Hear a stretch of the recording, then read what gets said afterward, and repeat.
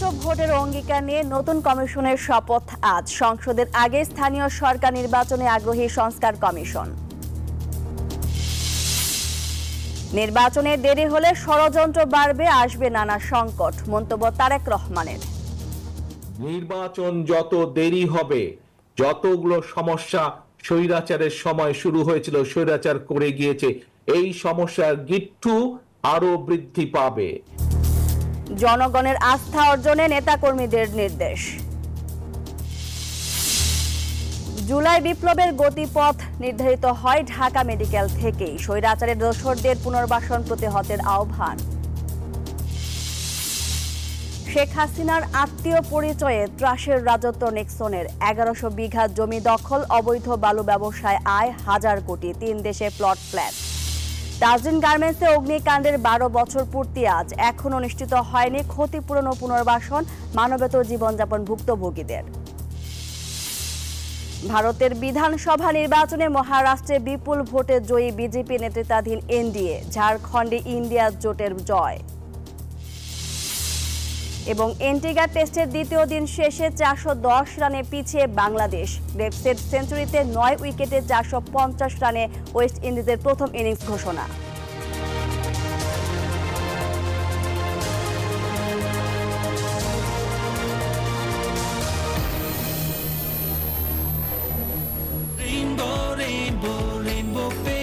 Rainbow Paints, the color of joy. স্বাগত জানাচ্ছি news 24 সকাল 7টার সংবাদে। সঙ্গে আছে আমি মাহমুদা মুনি। এতক্ষণ দেখছিলেন সংবাদ শিরোনাম। শব্দের আরেক নাম, একদম ইউনিক স্ট্রাকচারাল ডিজাইনের কসমিক ডোর। এর ওয়াল থিকনেস ও রিপ থিকনেস বেশি থাকা থেকে 50 বছরেরও বেশি। কসমিক ডোর, নিশ্চিন্তে 50 বছর। এবার বিস্তারিত। আজ দুপুর 1:30টায় শপথ নিতে যাচ্ছে এএমএম নাসিরউদ্দিনের নেতৃত্বাধীন নির্বাচন কমিশন। নতুন কমিশনারদের শপথ পড়াবেন প্রধান বিচারপতি সৈয়দ রেফাত আহমেদ। দেশের 14তম সিইসি হিসেবে দায়িত্ব পান অবসরপ্রাপ্ত সচিব নাসিরউদ্দিন। অন্য কমিশনাররা হলেন সাবেক অতিরিক্ত সচিব মোহাম্মদ আনোয়ারুল ইসলাম সরকার, অবসরপ্রাপ্ত জেলা ও দায়রা জজ আব্দুর রহমান মাসুদ, সাবেক যুগ্ম সচিব তাহমিদা আহমদ ও অবসরপ্রাপ্ত brigadier general Abul Fazal Mohammad Sanaullah. Search কমিটির দেয়া তালিকা থেকে এই 5 জনকে বেছে নেন রাষ্ট্রপতি।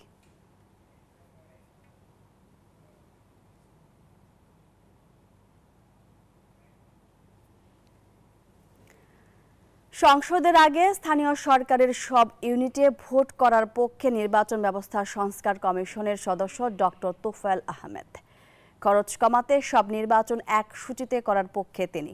এ বিষয়ে এখনও কোনো সিদ্ধান্ত হয়নি বলে জানিয়েছেন কমিশন প্রধান বদিউল আলম মজুমদার। ইসিতে জ্যেষ্ঠ সাংবাদিক ও সম্পাদকদের সঙ্গে মত বিনিময় করেন তারা। নির্বাচন নিয়ে মতামত জানতে ধারাবাহিকভাবে বিভিন্ন অংশীজনের সঙ্গে বৈঠক করছে নির্বাচন ব্যবস্থা সংস্কার কমিশন। তারই ধারাবাহিকতায় শনিবার সকালে আগারগাঁওয়ে ইসি ভবনে গণমাধ্যমের জ্যেষ্ঠ সাংবাদিক ও সম্পাদকদের সঙ্গে বৈঠক করে কমিশন। ইসি নিয়োগে আইন হালনাগাদ করার তাগিদ দেন সাংবাদিকরা। 2014, 18 এবং 24 সালে করেছে। এই 3টি নির্বাচনের সাথে সংশ্লিষ্ট এই কারচুপি, অনিয়ম এবং ভুয়া নির্বাচনের সাথে তাদেরকে শাস্তির আওতায় আনতে হবে। যে সংস্কার কমিশনগুলো গঠন করা হয়েছে অন্তর্বর্তী সরকারের অধীনে, ভবিষ্যতে এই সংস্কার প্রস্তাবগুলো যাতে পরবর্তী সরকার যে নির্বাচনের মাধ্যমে ক্ষমতা আসে তারা যাতে বাস্তবায়ন করে, তার আগে এখনই সেই ব্যাপারে যাতে ঐক্যমত গঠন করা হয়। নির্বাচনী ব্যবস্থার ধরনে পরিবর্তন আনতে চায় সংস্কার কমিশন। খরচ কমাতে এক শিডিউলে ভোট করার চিন্তা স্থানীয় সরকারের সব ইউনিটে, তবে তা অবশ্যই জাতীয় নির্বাচনের আগে। জাতীয় নির্বাচনের আগে স্থানীয় নির্বাচনটা হওয়া উচিত। এর কারণ হচ্ছে স্থানীয় নির্বাচনটা করার কারণে আমাদের নির্বাচন কমিশনের সক্ষমতা বাড়বে, এটা টেস্ট হয়ে যাবে। আমরা একটা শিডিউল দিয়ে সবগুলো ইলেকশন করতে পারবো। লোকাল গভর্নমেন্ট ইলেকশন, ওখানে প্রায় 23,000 কোটি টাকা খরচ করেছেন। লোকাল গভর্নমেন্টটাকে যদি আমরা পার্লামেন্টের সিস্টেমে নিয়ে আসি, তাহলে ইউনিয়ন, উপজেলা, জেলা, পৌরসভা, সিটি কর্পোরেশন এগুলো একই শিডিউলে যদি করতে পারি, তাহলে আমার খরচ চলে আসবে 600 কোটি টাকার মধ্যে। আমরা এখনো কোনো সিদ্ধান্ত নেই। আমরা এইগুলো নিয়ে পর্যালোচনা করছি, আলাপ আলোচনা করছি। আমরা সেই বিষয়টা আমরা সিদ্ধান্ত নেব সবার মতামত শোনার পর। এরপর নারী প্রতিনিধিদের সঙ্গে বৈঠক করে নির্বাচন ব্যবস্থা সংস্কার কমিশন। অন্তরা বিশ্বাস, নিউজ 24, ঢাকা। এই যে আমার ব্যাংক আরএফএল গ্যাস স্টোভ, এর সায়েন্টিফিক নজল আর ব্রাশ বার্নার তাপকে সমানভাবে ছড়িয়ে খরচ বাঁচায় 25%। আরএফএল গ্যাস স্টোভ নিরাপদ ও গ্যাস সাশ্রয়ী। 304 ফুড গ্রেড স্টেইনলেস স্টিলে তৈরি, যা নিশ্চিত করে জংবিহীন সিঙ্কের আজীবন নিশ্চয়তা। আরএফএল কিচেন সিঙ্ক, স্বাস্থ্যকর কিচেনের চিরস্থায়ী সমাধান। নির্বাচন যত দেরি হবে দেশের সমস্যা তত বাড়বে। চুয়াডাঙ্গা জেলা বিএনপির সম্মেলনে ভার্চুয়ালি যুক্ত হয়ে এমন মন্তব্য করেছেন দলের ভারপ্রাপ্ত চেয়ারম্যান তারেক রহমান। বলেন, যারা আন্দোলনে ছিলেন প্রয়োজনে তাদের নিয়ে সরকার গড়বেন। সমাবেশে দলের মহাসচিব বলেন, কোনো বিভাজন নয়, অংশীজনদের নিয়ে দেশকে এগিয়ে নিতে চায় বিএনপি। চুয়াডাঙ্গা থেকে শফিকুজ্জামান রুবেলের প্রতিবেদন। চুয়াডাঙ্গায় জেলা বিএনপির সম্মেলন। আওয়ামী শাসনে ভিন্নমতের দমন পীড়নে হামলা মামলার জাতাকলে গেল 14 বছর রাজপথে আসতে পারেনি নেতাকর্মীরা। তাই শনিবার মুক্ত বাতাসে জেলা বিএনপির সম্মেলনে এই বাঁধ ভাঙা উল্লাস। দলের ভারপ্রাপ্ত চেয়ারম্যান তারেক রহমান যুক্ত হওয়ার সংবাদে সেই উল্লাসে লাগে বাড়তি রং। পরে দলের ভারপ্রাপ্ত চেয়ারম্যান তারেক রহমান বলেন, যারা আন্দোলনে ছিলেন তাদের নিয়েই সরকার গঠন করে সংস্কার এগিয়ে নিতে চায় বিএনপি। সকল রাজনৈতিক দল যারা স্বৈরাচার বিরোধী আন্দোলনে ভূমিকা রেখেছিলাম, যারা স্বৈরাচারী ভূমিকা আন্দোলনে এগিয়ে এসেছিল, এগিয়ে নিয়ে গেছিল আন্দোলনকে, সেই সকল রাজনৈতিক দল মিলে বাংলাদেশের মানুষের সমর্থন নিয়ে এই অন্তর্বর্তীকালীন সরকারকে আমরা সমর্থন দিচ্ছি। কিছু কিছু সংস্কারের কাজ এই সরকার শুরু অবশ্যই করতে পারে, আমরা চাইও যে তারা শুরু করুক, কিন্তু সংস্কার একটি চলমান প্রক্রিয়া। একজন শুরু করবে, বাকিরা তাকে সেই সংস্কারকে তারা চলমান রেখে সামনে নিয়ে যাবে। বিএনপির ভারপ্রাপ্ত চেয়ারম্যান আরো বলেন, নির্বাচন যত দেরি হবে দেশের সমস্যা তত বৃদ্ধি পাবে। প্রকৃত সংস্কার নির্বাচিত সরকারই করতে পারবে। নির্বাচন যত দেরি হবে এই দেশের মানুষের স্বাস্থ্য সুবিধা, এই দেশের ছাত্রছাত্রীদের শিক্ষা ব্যবস্থা, এই দেশের কৃষকদের সমস্যা, এই দেশের ব্যবসায়ীদের বিভিন্ন সমস্যা, এই দেশের বিচার ব্যবস্থার সমস্যা, এই দেশের প্রশাসনের সমস্যা, যতগুলো সমস্যা স্বৈরাচারের সময় শুরু হয়েছিল, স্বৈরাচার করে গিয়েছে, এই সমস্যার গিট্টু আরো বৃদ্ধি পাবে। একমাত্র একটি নির্বাচনের মাধ্যমে সম্ভব ধীরে ধীরে পর্যায়ক্রমিকভাবে দেশের সমস্যাগুলোর সমাধান করা।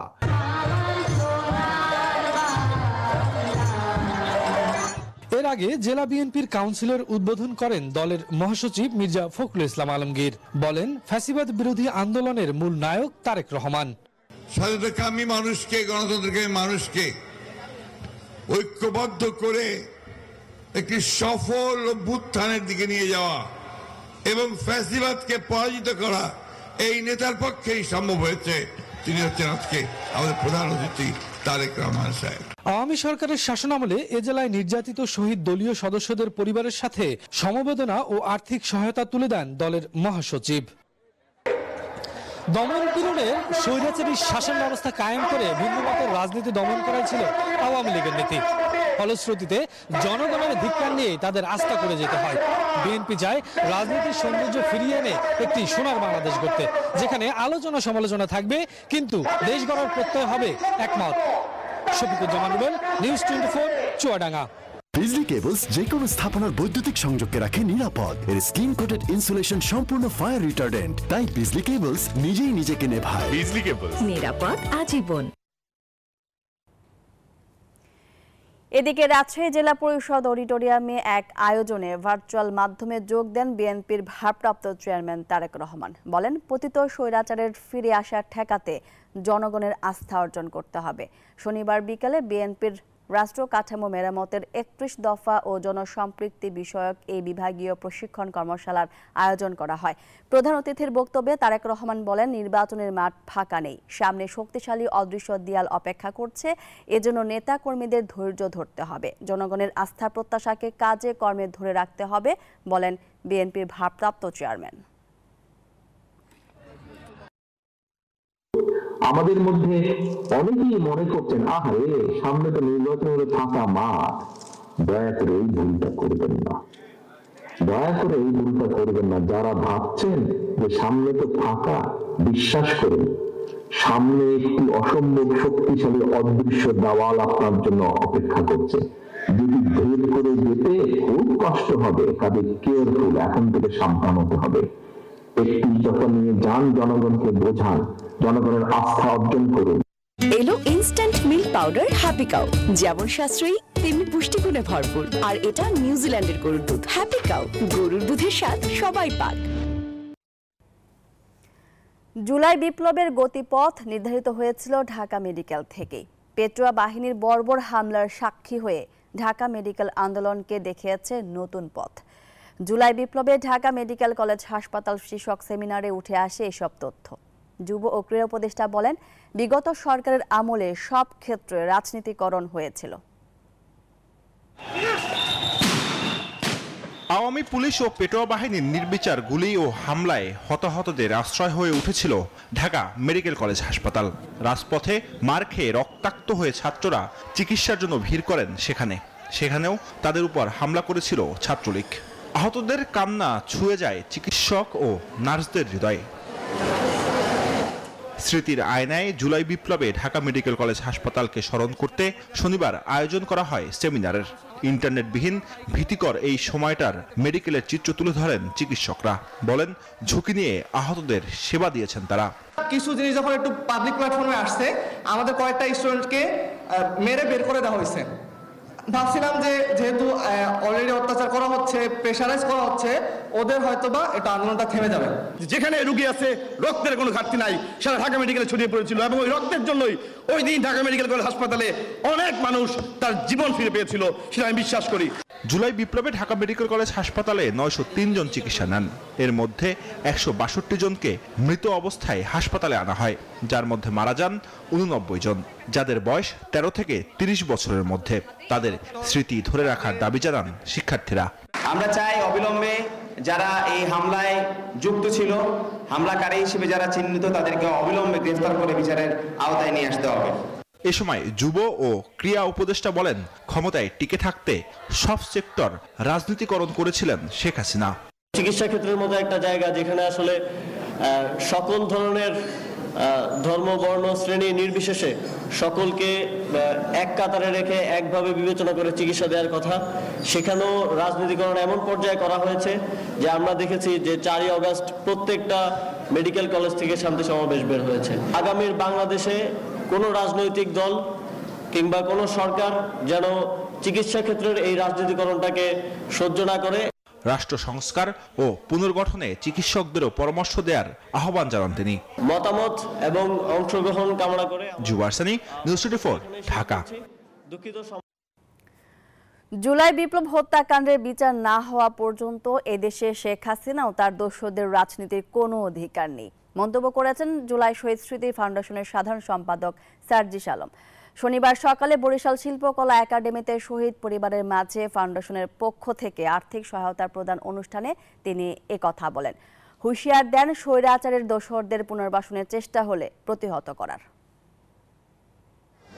কেউ তার সন্তানকে শনিবার সকালে বরিশাল শিল্পকলা একাডেমিতে জুলাই অভ্যুত্থানে শহীদ পরিবারের মাঝে অর্থ সহায়তা দেয় জুলাই শহীদ স্মৃতি ফাউন্ডেশন। যোগ দেন ফাউন্ডেশনের সাধারণ সম্পাদক সার্জিস আলম। এ সময় তিনি বলেন, জুলাই অভ্যুত্থানে হত্যাকাণ্ডের বিচার না হওয়া পর্যন্ত এদেশে শেখ হাসিনা ও তার দোসরদের রাজনীতির অধিকার নেই। আমরা ওই 36 দিন ভুলে গিয়েছি, আমরা এখন নতুন অনেক কিছু নিয়ে পড়ে আছি। আমার এগুলোর জবাব দিতে হবে ভাই, এই জবাব খুনি হাসিনাকে দিতে হবে, খুনি হাসিনার দোসরদেরকে দিতে হবে। স্বৈরাচারের দোসরদের পুনর্বাসনের চেষ্টা হলে প্রতিহত করা হবে বলেও হুঁশিয়ারি দেন সার্জিস আলম। এই বাংলাদেশে তাদের বিচার হওয়ার প্রশ্নে কারো একটা কথা হওয়া উচিত না। তাদেরকে পুনর্বাসনের প্রশ্নে তাদের পক্ষে কারো সাফাই গাওয়ার কোনো প্রশ্নই আসে না। আমরা এটা আমাদের জীবনের বিনিময়ে হলেও করতে দিব না। এ সময় জুলাই বিপ্লব হত্যাকাণ্ডের বিচার দাবি করেন হতাহতদের স্বজনরা। প্রথমে আমি চাই হত্যাকারী বিচার চাই, এর হত্যার জানি দৃষ্টান্তমূলক শাস্তি চাই। শুধু তারা খুন করছে, খুনের আমরা বিচার চাই, হত্যার বিচার চাই। আমার সন্তান পৃথিবীতে আসে কেন বাবা ডাক শুনতে পারলো না। সরকারের পক্ষ থেকে প্রাথমিকভাবে প্রতি শহীদ পরিবারকে 5 লাখ ও আহতদের 1 লাখ করে টাকা দেয়া হচ্ছে। বরিশালের ৭৯ জন শহীদের পরিবারকে ৫ লাখ টাকা করে আর্থিক সহায়তা দেয়া হচ্ছে। Desk report, news 24। আমি এই চেয়ারে বসবো না। বাচ্চু ভাই, এই চেয়ারকে ভয় পেও না। ডেন্টিস্টের পরামর্শে নাও নতুন কোলগেট অ্যাক্টিভ সোল, যা দাঁতের সমস্যা শুরু হওয়া মাত্রই থামিয়ে দেয়। না থাকবে ব্যথা, না থাকবে ভয়। বিভিন্নভাবে শিক্ষার্থীদের কর্মকাণ্ডকে বিতর্কিত করার চেষ্টা চলছে উল্লেখ করে তাদের দায়িত্বশীল আচরণ করার আহ্বান জানিয়েছেন তথ্য উপদেষ্টা নাহিদ ইসলাম। শুক্রবার সরকারি বিজ্ঞান কলেজ সায়েন্টিস্ট ম্যানিয়ার সমাপনী অনুষ্ঠানে যোগ দিয়ে তিনি একথা বলেন। জানান, গণ অভ্যুত্থানের আকাঙ্ক্ষা অনুযায়ী সরকার পরিচালিত হচ্ছে। লুটপাট যারা করেছে তাদের বিচারের আওতায় আনা হবে। মেধা ও সৃজনশীলতাকে কাজে লাগিয়ে অভ্যুত্থানকে নেতিবাচকভাবে উপস্থাপনের সুযোগ না দিতে শিক্ষার্থীদের প্রতি আহ্বান জানান তথ্য উপদেষ্টা। গণ অভ্যুত্থানে যারা গণহত্যায় অংশগ্রহণ করেছে, যারা দেশকে লুটপাট করেছে, দুর্নীতি গুম খুন করেছে, তাদেরকে আমরা বিচারের আওতায় আনব। প্রাথমিক শিক্ষা প্রতিষ্ঠানকেও পর্যন্ত সেখানে রাজনীতিকরণ করা হয়েছে। আমরা চাই যে সেই প্রাতিষ্ঠানিক সংস্কারগুলো আমরা করব এবং এরপরেই আমরা যে গণতান্ত্রিক রূপান্তর, সেই নির্বাচনের দিকে যাব। ক্ষমতার প্রভাব খাটিয়ে জবরদখল করেছেন 1100 বিঘা জমি। অবৈধ বালু ব্যবসার মাধ্যমে কামিয়েছেন হাজার কোটি টাকা। শেখ হাসিনার আত্মীয় পরিচয়ে ত্রাসের রাজনীতির মাধ্যমে অবৈধ সম্পদের পাহাড় গড়েছেন সাবেক এমপি নিক্সন চৌধুরী। দেশের গণ্ডি পেরিয়ে 3 দেশে কিনেছেন প্লট, ফ্ল্যাট। দুদকের অনুসন্ধানে অবৈধ সম্পদের প্রাথমিক সত্যতা মেলায় এরই মধ্যে দেওয়া হয়েছে দেশ ত্যাগে নিষেধাজ্ঞা। তাসলিম তৌহিদের প্রতিবেদন। নিক্সন চৌধুরী নিয়ে কথা কইয়া পাগল বাইরে রাখা উচিত না, পাপ নাই বাড়ায় দাও। বিগত সরকারের আমলে ফরিদপুরের প্রভাবশালী ব্যক্তি ছিলেন মুজিবুর রহমান চৌধুরী ওরফে নিক্সন চৌধুরী। বিভিন্ন সময় বিতর্কিত বক্তব্য দিয়ে রাজনীতির মাঠে যোগান আলোচনার খোরাক। দুইবার জনগণ আমারে ভোট দিতে, বাংলাদেশের সর্বোচ্চ সুষ্ঠু নির্বাচন আমার থানায় হয়েছে।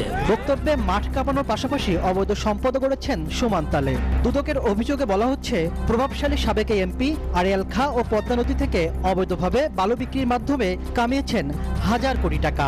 ক্ষমতার প্রভাব খাটিয়ে জোরপূর্বক স্ত্রী, সন্তান ও ভাইদের নামে লিখে নেন অন্তত 1100 বিঘা জমি। ঢাকার পূর্বাচল, আদাবার, গুলশান ও বনানীতে রয়েছে একাধিক প্লট, ফ্ল্যাট।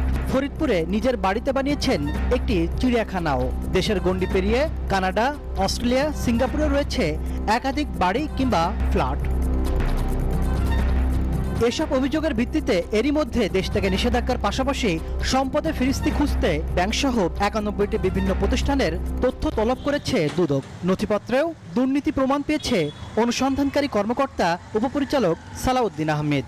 অনুসন্ধান টিম এই বিষয়ে দালিলিক প্রমাণাদি সংগ্রহ করছেন এবং দালিলিক প্রমাণাদি সংগ্রহ শেষে তারা প্রতিবেদন দাখিল করবেন কমিশনের নিকট এবং কমিশনের অনুমোদন ক্রমে পরবর্তীতে এই বিষয়ে ব্যবস্থা নেওয়া হবে। যদিও বিশেষজ্ঞরা বলছেন, অনুসন্ধানের নামে সময়ক্ষেপণ না করে সরাসরি এসব দুর্নীতিবাজদের বিরুদ্ধে মামলা করতে পারে দুদক। দুর্নীতিবাজদেরকে ধরবার জন্য দুদকের যেভাবে সক্রিয় হওয়ার দরকার ছিল, সেই সক্রিয়তাটা আমি দেখছি বলে মনে হচ্ছে না। এখানে দেখা যাচ্ছে যে সেই পুরনো কায়দা অনুসন্ধান নেওয়া হয়েছে। চেয়ারম্যান কমিশন না থাকায় নিক্সনের মতো অনেকের বিরুদ্ধে দুর্নীতির প্রমাণ মিললেও মামলা বা পরবর্তী পদক্ষেপ নিতে পারছে না সংস্থাটি।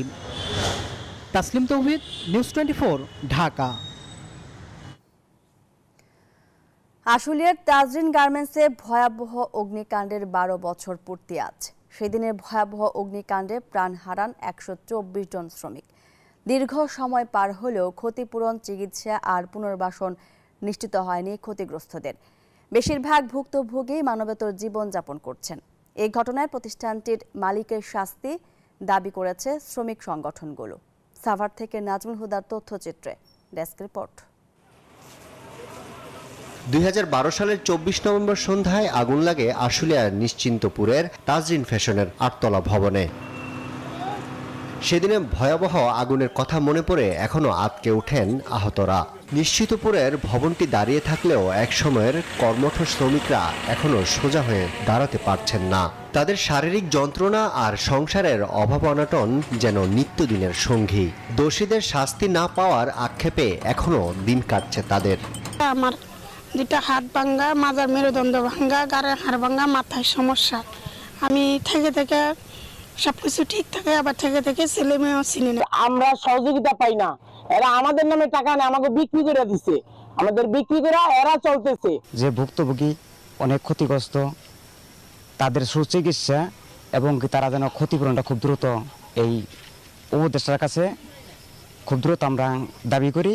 শ্রমিক সংগঠনগুলো বলছে বিচারহীনতার সংস্কৃতি আর মালিক পক্ষের অবহেলায় পোশাক শিল্পে ঘটছে একের পর এক দুর্ঘটনা। তাই দোষীদের 12 বছরের বিচার না হয় কি প্রমাণ করে প্রচলিত আইনে এত বড় শ্রমিক হত্যাকাণ্ড হলে এই আইনে এই বিচার করা সম্ভব নয়। 113 জন শ্রমিকদের মৃত্যুবরণ করেছে, তাদের পরিবার পরিজন তারা সম্মানজনক কোনো আর্থিক ক্ষতিপূরণ পায়নি। আমরা সরকারের নীতি নির্ধারকদের কাছে দাবি জানাই, তাদের এই মৃত শ্রমিকদের পরিবার পরিজনের কাছে আর্থিক সম্মানজনক ক্ষতিপূরণ দেওয়া হোক।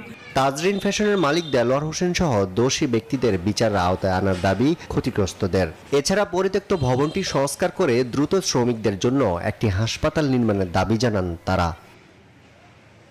Desk report, news 24। আশুলিয়ার তাজরিন গার্মেন্টসে ভয়াবহ অগ্নিকাণ্ডের 12 বছর পূর্তি আজ। সে বিষয়ে আরো খবর জানাতে সাভার থেকে যুক্ত হচ্ছেন নাজমুল হুদা। নাজমুল, আজ তাজরিন গার্মেন্টসে ভয়াবহ অগ্নিকাণ্ডের 12 বছর পূর্তিতে কি কি কর্মসূচি আছে আর কি বলছেন ভুক্তভোগীরা?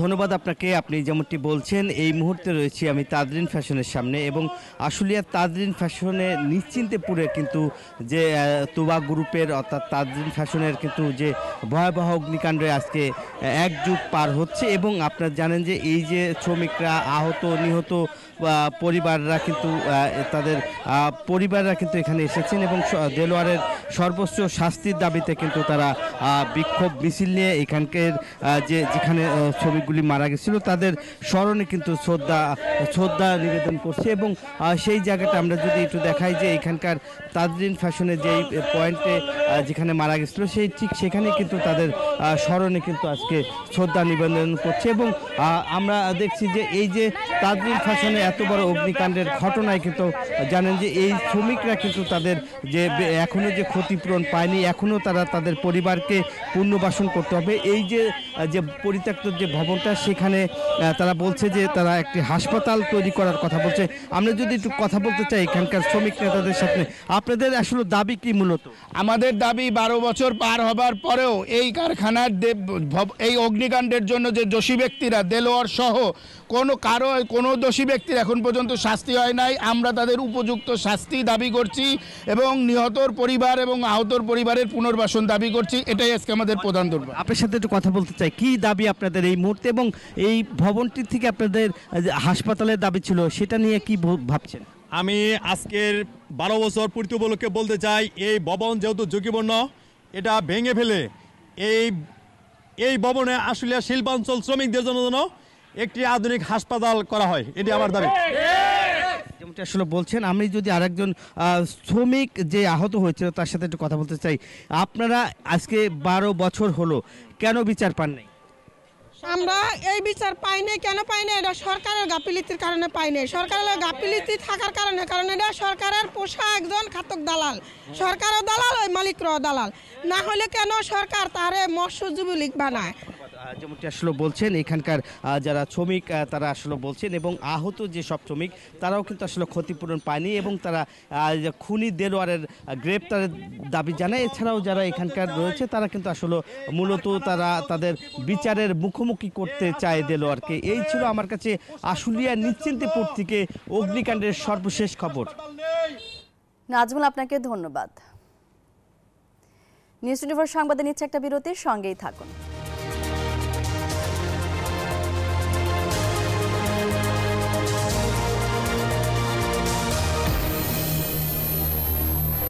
নুডলস খান নাই? তাহলে তো নুডলসই খান নাই। নতুন প্যারাশুট অ্যাডভান্সড আমলা হেয়ার অয়েল।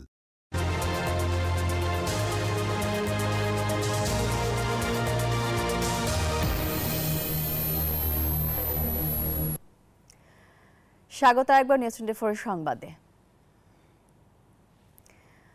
আনন্দ ভ্রমণ রূপ নিল বিষাদে।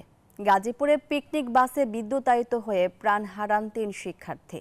এর মধ্যে গুরুতর আহত 2 জনকে ময়মনসিংহ মেডিকেল থেকে ঢাকায় আনা হয়। 3 সহপাঠী হারানোর শোক কাটছে না ইসলামিক ইউনিভার্সিটি অব টেকনোলজি বিশ্ববিদ্যালয় ক্যাম্পাসে। গাজীপুর আইইউটি ক্যাম্পাস থেকে শ্রীপুর মাটির মায়া ইকো রিসোর্ট যাচ্ছিল পিকনিকের বহর। বাস আর মাইক্রোতে ছিল 450 শিক্ষক শিক্ষার্থী। বছর শেষের আনন্দ ভ্রমণ ঘিরে উচ্ছ্বসিত ছিল পুরো বহর। পথে উদয়খালী বাজারে বিআরটিসির ডাবল ডেকার বাসটির ছাদে স্পর্শ করে বিদ্যুতের তার। কিছু বোঝার আগেই চলন্ত বাস পরিণত হয় মৃত্যুকূপে। আর গাড়ির ভিতরে যারা ছিল সকলেই লাফালাফি করতেছে, চিল্লাচিল্লি করতেছে। তখন আমি তাকায় দেখি গাড়ির যে পিছনের সাইড ওটা বিদ্যুতের তারের সাথে সংযুক্ত হয়ে গেছে। জানলা দিয়া কয়েকটা ছেলে সমানে লাফ দেয়া পড়তেছে, শরীর থেকে ধোঁয়া ছুটছে। বিদ্যুতায়িত হয়ে গুরুতর আহত হন বাসে থাকা কয়েকজন শিক্ষার্থী। তাদের উদ্ধার করে ময়মনসিংহ মেডিকেল কলেজ হাসপাতালে নেয়ার পথে প্রাণ হারান মেকানিক্যাল ইঞ্জিনিয়ারিং বিভাগের 3য় বর্ষের মোজাম্মেল হোসেন নাইম, মোস্তাকিম রহমান ও জোবায়ের আলম সাকিব। তো যে 3 জন ব্রড ডেড এসেছে তাদের বডি আমরা আমাদের মর্গে রেখে দিয়েছি এবং আমরা এই সমস্ত বডি পুলিশকে হস্তান্তর করব। তারপরে যেভাবে আইনি প্রক্রিয়া আছে সেভাবে সেটা চলবে। দুর্ঘটনার তদন্ত করে আইনি ব্যবস্থা নেওয়ার কথা জানিয়েছে পুলিশ। ইউনিভার্সিটি কর্তৃপক্ষ এবং গার্জিয়ান কর্তৃপক্ষ যেভাবে আইনগত সহায়তা চাইবে আমরা সেভাবে করে দেব। আর গাফিলতির ব্যাপারটা তদন্তের বিষয়, তদন্তে বেরিয়ে আসবে কার কি কেমন হয়েছে। উন্নত চিকিৎসার জন্য আহতদের ঢাকায় পাঠানো হয়েছে। Desk report, news 24।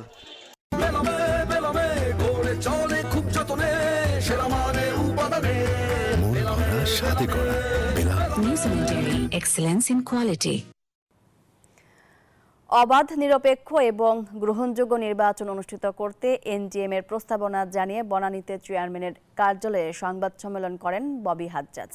নির্বাচনকালীন নিরপেক্ষ সরকার, স্থানীয় সরকার নির্বাচনে দলীয় প্রতীক না রাখা, নির্বাচন কমিশনের ক্ষমতায়ন ও নির্বাচনী ব্যবস্থা সংস্কার সহ 7টি দাবি তুলে ধরেন তিনি। এছাড়াও গণঅভ্যুত্থানে গণহত্যার দায়ে আওয়ামী লীগের পদধারী কেউ বিচার প্রক্রিয়া শেষ না হওয়া পর্যন্ত সংসদ নির্বাচনে প্রার্থী হতে পারবে না, এমন দাবিও জানান তিনি।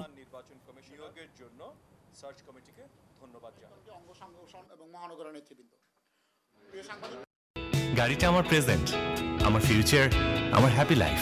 আইডিএলসি আমার ফাইন্যান্সিয়াল পার্টনার বলেই কার লোন আমার কাছে লাইফ ইনভেস্টমেন্ট। নিউজ 24 সংবাদে নিচ্ছে আরও একটি বিরতির, সঙ্গেই থাকুন।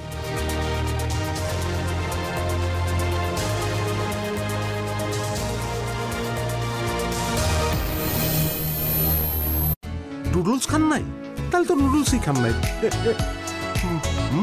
নুডলস খান নাই? তো নুডলসই খান নাই।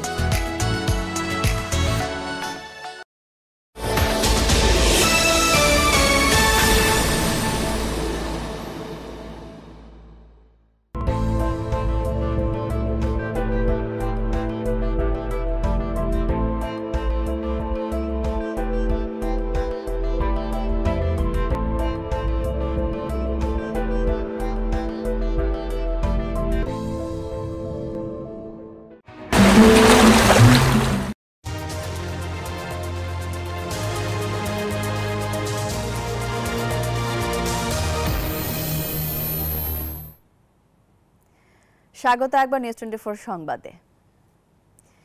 বিএনপি ভারপ্রাপ্ত চেয়ারম্যান তারেক রহমান ও দলটির ভাইস চেয়ারম্যান সাবেক ধর্ম প্রতিমন্ত্রী আলহাজ কাজী শাহ মোফাজ্জল হোসেন কায়কোবাদের বিরুদ্ধে মিথ্যা মামলা প্রত্যাহারের দাবিতে কুমিল্লা মুরাদনগর উপজেলায় সনাতন ধর্মাবলম্বীরা অবস্থান কর্মসূচি ও মানববন্ধন করেছে। শনিবার বেলা 11টায় প্রথমে উপজেলা পরিষদ মার্কেটের সামনে অবস্থান কর্মসূচি, পরে উপজেলা পরিষদের সামনে মানববন্ধন করা হয়।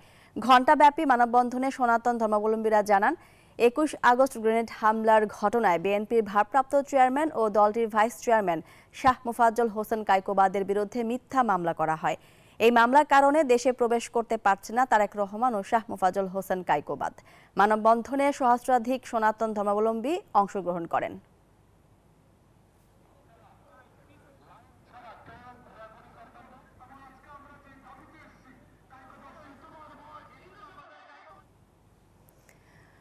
মশার উৎপাতে অতিষ্ঠ সিলেটের মানুষ।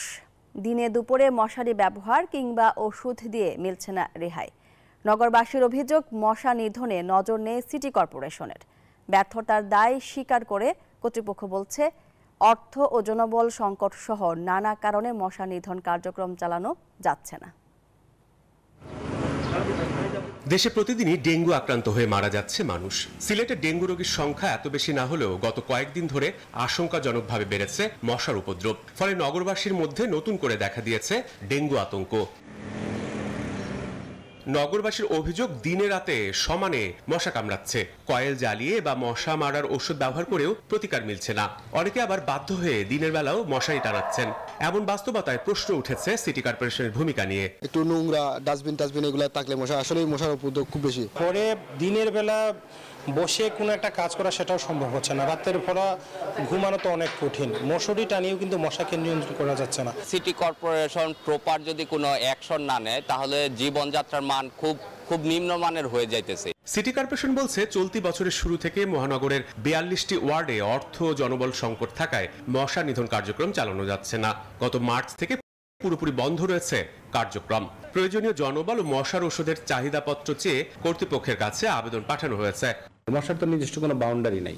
মশক নিধন বা ভেক্টর ম্যানেজমেন্টের ক্ষেত্রে সরকারের একটা সুনির্দিষ্ট দিক নির্দেশনা থাকা উচিত সরকার বিভাগগুলোর উপরে, স্থানীয় সরকার বিভাগের উপরে, যে হ্যাঁ, তোমাদের এই কর্মপরিকল্পনা অনুসারে তোমাদেরকে হিউম্যান রিসোর্স নিতে হবে, এই কর্মপরিকল্পনা অনুসারে তোমাদের এইভাবে কাজ করতে হবে। তবে সিটি কর্পোরেশনের একার পক্ষে মশার উপদ্রব নিয়ন্ত্রণ সম্ভব না, দরকার জনসচেতনতাও। এটা সত্য যে এডিসের লার্ভা দমনে আমরা যতটা সাফল্যের সাথে কাজ করেছি, মশা নির্মূলে আমরা ততটা পারিনি। 2022 সালের একদম মার্চ এপ্রিল থেকে বৃষ্টি সিজন শুরু হওয়ার আগে থেকে আমরা এডিসের লার্ভা সার্চিং এর দিকে যথেষ্ট গুরুত্ব দিয়েছিলাম। মশার উৎপাত কমাতে দ্রুত কার্যকর পদক্ষেপ নেওয়া হবে, এমন আশা নগরবাসীর। Desk report, news 24। রাজধানীর সাথে যাতায়াত সহজ করতে জামালপুরে 175 কোটি টাকা ব্যয়ে নির্মাণ করা হয় ফেরিঘাট। তবে বাংলাদেশ অভ্যন্তরীণ নৌ পরিবহন কর্তৃপক্ষের অপরিকল্পিত ড্রেজিংয়ের কারণে নাব্য সংকটে 2.5 বছরেও চালু করা সম্ভব হয়নি ফেরি। ফলে জীবনের ঝুঁকি নিয়ে ইঞ্জিন চালিত নৌকায় যমুনা পার হচ্ছেন যাত্রীরা। দ্রুত ফেরি চালু করে টার্মিনালটি সচল করার দাবি স্থানীয়দের। প্রশাসন বলছে, বিষয়টি ঊর্ধ্বতন কর্তৃপক্ষকে জানানো হবে। 1938 সালে যমুনা নদীতে জামালপুরের বাহাদুরবাদ ঘাট থেকে গাইবান্ধার বালাসী ঘাট পর্যন্ত ফেরি চালু করে ব্রিটিশ সরকার। পরে 2001 সালে যমুনা নদীর উপর বঙ্গবন্ধু সেতু চালুর পর এই নৌপথে বন্ধ হয়ে যায় ফেরি চলাচল। বঙ্গবন্ধু সেতুর উপর চাপ কমাতে এবং এই অঞ্চলের মানুষের দীর্ঘদিনের দাবির মুখে আবারও বাহাদুরবাদ বালাসী ঘাটে ফেরি চালুর উদ্যোগ নেয় বিআইডব্লিউটিএ। 2018 সালে নির্মাণ কাজ শুরু হয়ে শেষ হয় 2021 সালের জুনে। তবে অপরিকল্পিত ড্রেজিং এর ফলে 26 কিলোমিটার দীর্ঘ এই নৌপথে 2.5 বছরেও শুরু হয়নি ফেরি চলাচল। ঝুঁকি নিয়ে ইঞ্জিন চালিত নৌকায় প্রতিদিন কয়েক হাজার যাত্রী দীর্ঘ এই নদীপথ পাড়ি দেয়। দ্রুত এই ফেরি চালু করার দাবি স্থানীয়দের। 3 বছর পেরিয়ে গেলেও এখনো এই টার্মিনালের কোনো কাজ হচ্ছে না। জীবনে ঝুঁকি নিয়ে এপার দুপারে মানুষ ছোট্ট নৌকা দিয়ে চলাচল করছে। তো সরকার এই কাজ টার্মিনাল বা আমাদের নৌ পরিবহনের প্রতি একটু নজর দেয়, কাজটা সম্পন্ন করে। সচেতন মহল বলছে, অপরিকল্পিত নদী ড্রেজিংই কাল হয়ে দাঁড়িয়েছে। পরিকল্পিতভাবে নদী ড্রেজিং না করে প্রায় 1500 কোটি টাকা ব্যয় করে ভূমি অধিগ্রহণ করে যে টার্মিনাল নির্মাণ করা হয়েছে, এতে জনগণের কোনো কাজে আসছে না। স্থানীয় প্রশাসন জানায়, নাব্য সংকটের কারণে ঘাটের কোনো কার্যকারিতা নেই। বিষয়টি জানানো হবে ঊর্ধ্বতন কর্তৃপক্ষকে। আমরা বিভিন্ন পর্যায়ে বলেছি, পাশাপাশি আমরা আবারও চিঠি লিখব যাতে নদীর নাব্যতা ফিরিয়ে এনে ফেরিগুলো যেন চলাচল করতে পারে। 175 কোটি টাকা ব্যয়ে নির্মিত প্রকল্পটি উদ্বোধন করা হয় 2022 সালের 9 এপ্রিল। Desk report, news 24। এবার অর্থ বাণিজ্য সংবাদ।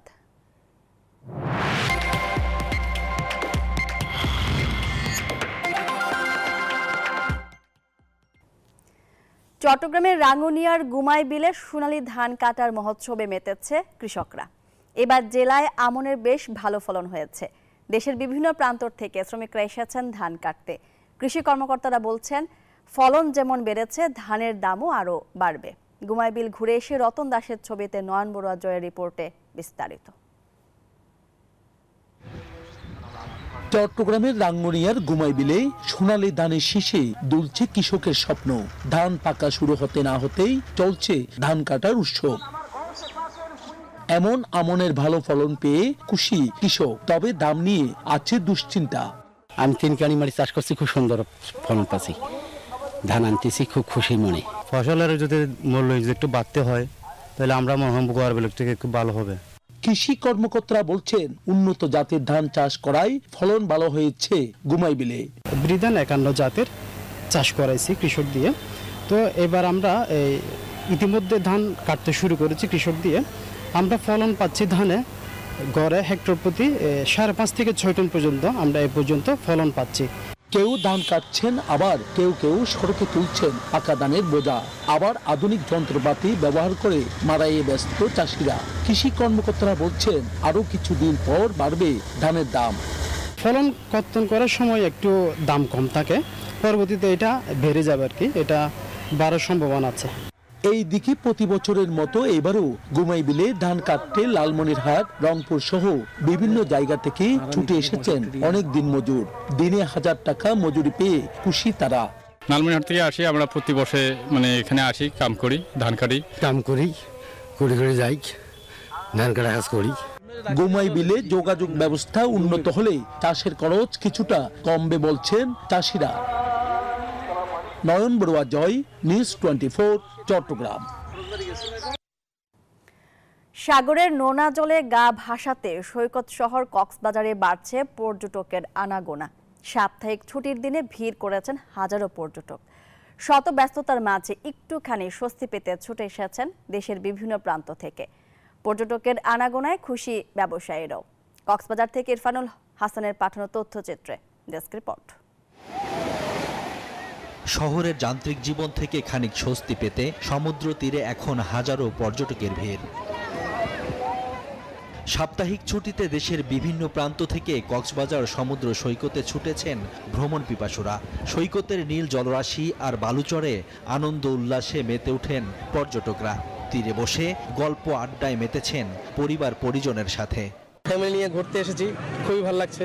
দেখতেই পাচ্ছেন জনসমুদ্রে পরিণত হয়েছে, এসে বেশ ভালো লাগছে, খুব উপভোগ করছি, পরিবেশটাও চমৎকার।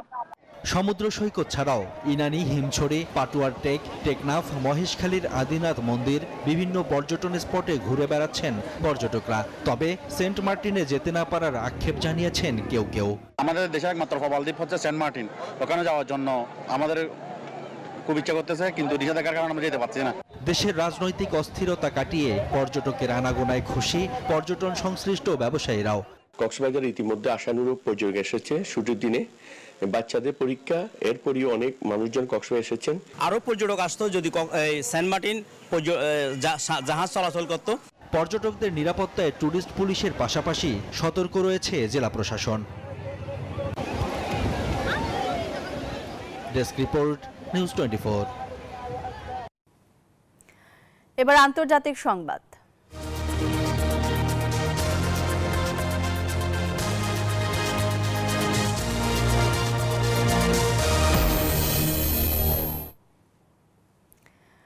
ভারতের 2 রাজ্যের বিধানসভা নির্বাচনের ফলাফল স্পষ্ট হয়ে গেছে। মহারাষ্ট্রে বিপুল ভোটে জয়ী হয়েছে বিজেপি নেতৃত্বাধীন জোট এনডিএ।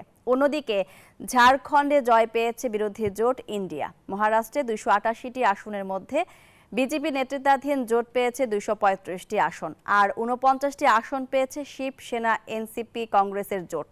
ঝাড়খণ্ডের 81 আসনের বিধানসভায় ঝাড়খণ্ড মুক্তি মোর্চা কংগ্রেস জোট পেয়েছে 56টি। 24টি আসন পেয়েছে বিজেপি জোট। এদিকে কেরালার ওয়েনারের সংসদ সদস্য হিসেবে কংগ্রেস নেতা রাহুল গান্ধীর ত্যাগের পর সেখানেও হয়েছিল উপনির্বাচন। প্রার্থী হন কংগ্রেসের সাধারণ সম্পাদক প্রিয়াঙ্কা গান্ধী। নিকটতম প্রতিদ্বন্দ্বী ভারতের কমিউনিস্ট পার্টির প্রার্থী সথেন মুকেরিকে 4,10,000-এরও বেশি ভোটে হারিয়ে জয়ী হয়েছেন তিনি।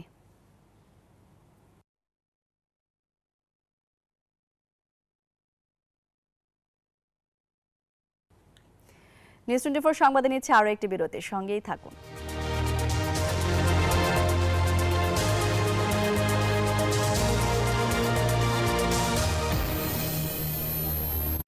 নুডলস খান নাই?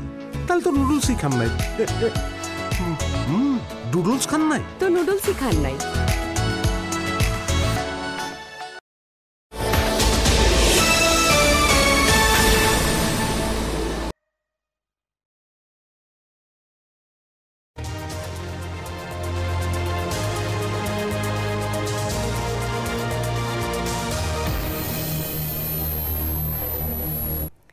স্বাগত একবার নিউজ 24 সংবাদে। এবার জানাবো খেলার সংবাদ।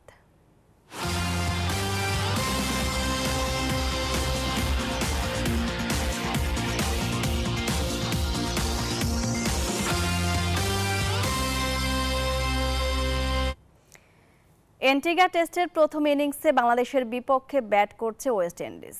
শেষ খবর পাওয়া পর্যন্ত তাদের সংগ্রহ 7 উইকেটে 400 রান। দ্বিতীয় দিনের শুরুতে ওয়েস্ট ইন্ডিজের ব্যাটারদের লাগাম টেনে ধরেন হাসান মাহমুদ। আগের দিনে 5 উইকেটে 250 রানের সাথে 3 রান যোগ করতে তুলে নেন জসোয়া ডি সিলভার উইকেট। দলীয় 261 রানে আবারও প্রতিপক্ষ শিবিরে আঘাত হানেন হাসান মাহমুদ, স্বীকার করেন জোসেফের উইকেট। এরপর আর সুবিধা করতে পারেনি বাংলাদেশের বোলাররা। জাস্টিন গ্রিভস ক্যারিয়ারের প্রথম 50 আর কুমার রোচের দায়িত্বশীল ব্যাটিংয়ে বিশাল সংগ্রহের দিকে এগিয়ে যাচ্ছে ওয়েস্ট ইন্ডিজ।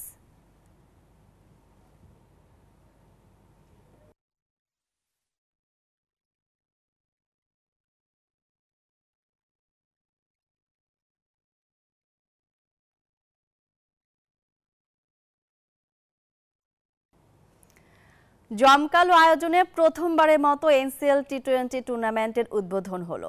বিসিবি সভাপতি ফারুক আহমেদ টুর্নামেন্টের উদ্বোধন করে বলেন, প্রতি বছর এই লিগ আয়োজন করতে চান, যেখান থেকে জাতীয় দলের খেলোয়াড়দের সঙ্গে লোকাল ক্রিকেটাররা ড্রেসিং রুম শেয়ার করে আগামীর জন্য তৈরি হতে পারবে।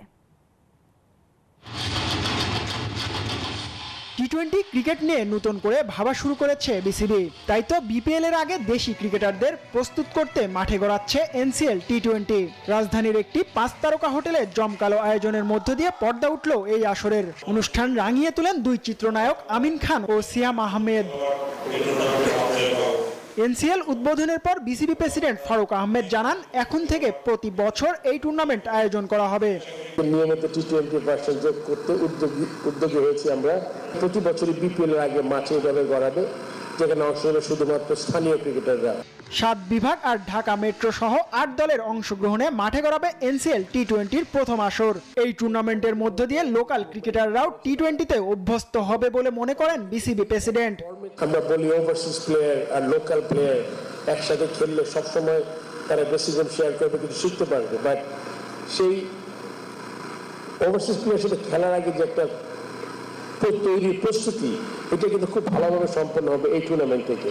আইসিসি থেকে লিস্ট এ ক্রিকেটের মর্যাদা লাভ করা এনসিএল টি-20 শুরু হবে 11 ডিসেম্বর।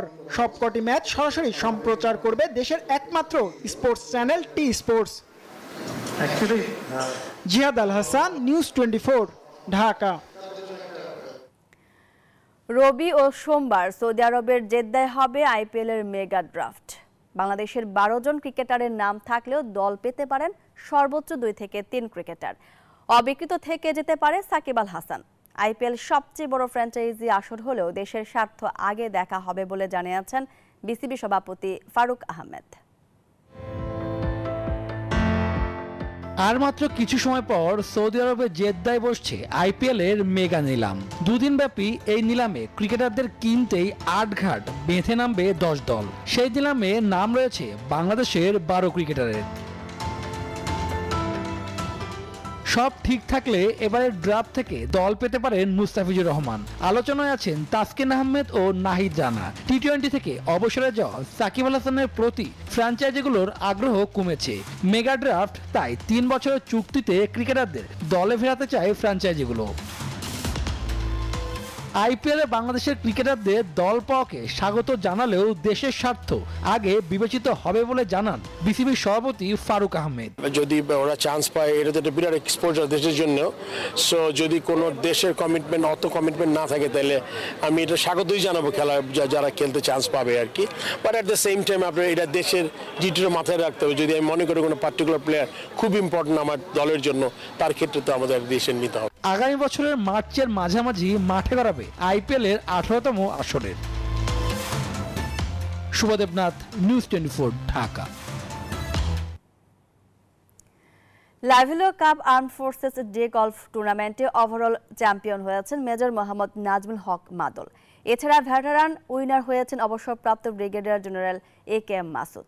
শনিবার রাতে রাজধানীর আর্মি গলফ ক্লাবে জমকালো অনুষ্ঠানে বিজয়ীদের হাতে পুরস্কার তুলে দেন ন্যাশনাল ডিফেন্স কলেজের commandant lieutenant general Mohammad Shahinul Haque, যেখানে সিনিয়র ক্যাটাগরিতে বিজয়ী হন অবসরপ্রাপ্ত লেফটেন্যান্ট জেনারেল শফিকুর রহমান, মহিলা ক্যাটাগরিতে শাইলা রহমান ও জুনিয়র ক্যাটাগরিতে পুরস্কার জিতেন মাস্টার মেহনান তাসিন রহমান।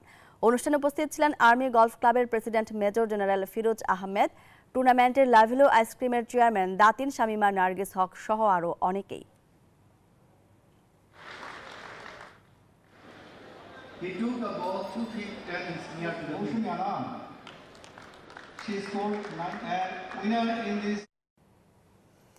আর এই ছিল নিউজ 24 সংবাদে। আরও সংবাদ বিশ্লেষণ জানতে ভিজিট করুন news24bd.tv। ধন্যবাদ সবাইকে।